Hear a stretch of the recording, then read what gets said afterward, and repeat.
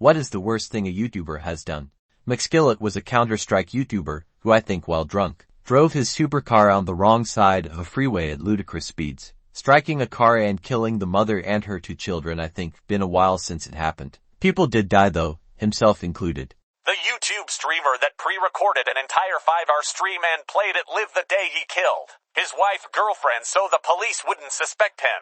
I'm fuzzy on the details, but I think there used to be a subreddit for learning programming that was run by a fairly popular code-teaching YouTuber who was caught molesting his children. This was like 8 years ago. Mr. Annam was a pretty popular YouTuber early on who went on to commit triple homicide. Well, that Anisian guy is a rapist, pedophile, and groomer, so I'm going to go with that.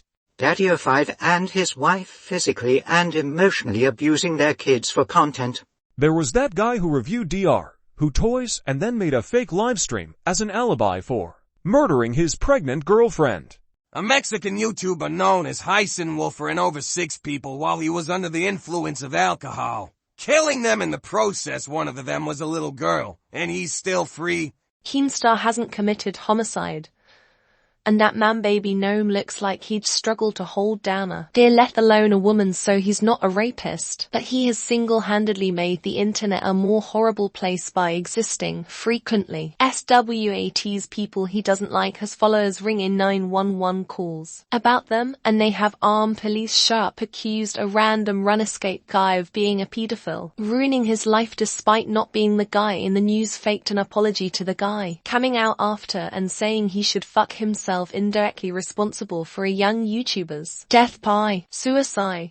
Goaded him over his mental health issues, can't wait to report on your death, and was telling him to kill himself.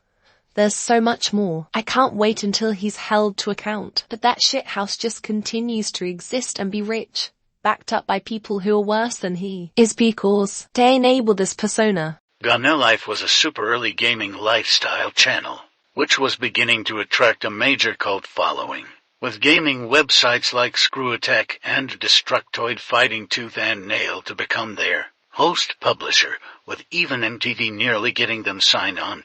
Then, the main host, star of the channel, publicly threatened his ex-girlfriend and said he'd go to her college and commit a mass shooting after killing her, less than a day after Virginia Tech. Alyssa Devo hid her pregnancy from her boyfriend, had the baby in private. The baby took only gasping breaths, so she threw him in a trash bag and tried to lie about it. It wasn't the first time. Mini lad, I might slightly misremember the story, but he started texting underage girls and was psychologically manipulative to them to get what he wanted. Nudes, for instance. When he got caught, he kept using the "but my mental health" card. Vitaly beat the shit out of a random woman when he was high on something.